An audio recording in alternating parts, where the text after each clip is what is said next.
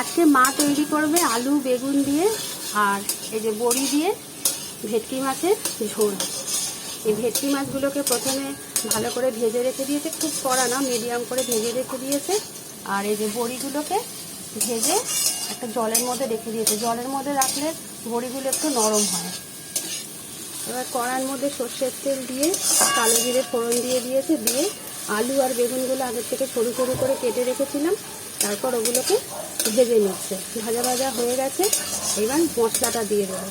মশলাটার মধ্যে জিরে গুঁড়ো, ধনে গুঁড়ো, হলুদ গুঁড়ো, লঙ্কা গুঁড়ো আর নুন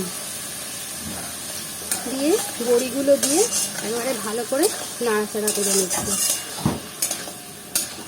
ভালো করে কষিয়ে নিচ্ছে। এবার যখন তেলটা ছাড়া ছাড়া হয়ে যাবে, মশলা ধোয়ার বাটির জলটা দিয়ে দিল। এবার ভালো করে এটাকে কষিয়ে নেবে। আর ওইদিকে আমাদের মুসুরির ডাল সেদ্ধ হয়ে গেছে, এটা হওয়ার পর মুসুরির ডালটা আবার রান্না করবে।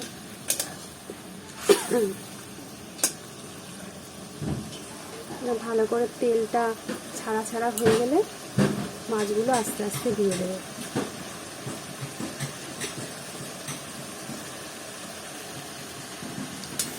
মা একদম ঘেমে নেমে একসা কাণ্ড হয়ে গেছে, প্রচণ্ড ঘামছে, ঘামতে ঘামতেই রান্না করছে, ভালো করে কষাচ্ছে।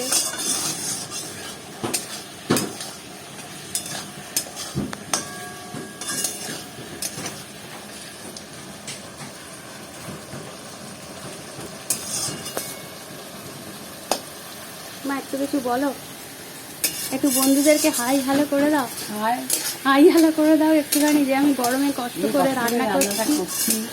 দেখুন, আপনাদের যদি পছন্দ হয় তাহলে সাবস্ক্রাইব করবেন আমার চ্যানেলে। বলে দিয়েছে মা এবার তোমাদের। এবার নাও, রান্নাটাকে দিকে আবার যাচ্ছি। এবার আস্তে আস্তে মাছগুলোকে ছেড়ে দেবে। এই একটা একটা করে মাছ ছাড়ছে। মাছগুলো যেহেতু খুব নরম, এই জন্য খুব সাবধানে ওগুলোকে ওল্টাতে হবে। ভেটকি মাছগুলোকে, ভেটকি মাছ খুব নরম হয়, এই জন্য খুব সাবধানে এগুলোকে ওল্টাতে হয়। আমি তো পারি না, আমার ওল্টাতে গেলে আমার ভেঙে যাবে, কিন্তু মার করে করে এমন অভ্যাস হয়ে গেছে, একটা মাছও কিন্তু ভাঙে না। দেখো কি সুন্দর, দেখো ওল্টাচ্ছে মাছগুলোকে, আস্তে আস্তে উল্টিয়ে দিচ্ছে মাছগুলোকে। মাছগুলো ওল্টানো পাল্টানো হয়ে গেল। এবার একটু সামান্য পরিমাণে জল দেবে, যে যেরকম ঝোলটা রাখবে। আমরা একটু বেশি বেশি ঝোল দিই না, আমরা একটু মাখো মাখোই হবে। জলটা দিয়ে দিচ্ছে, একটু উষ্ণ গরম জল দিচ্ছে, কারণ উষ্ণ গরম জল দিলে রান্নার টেস্টটা খুব ভালো হয়।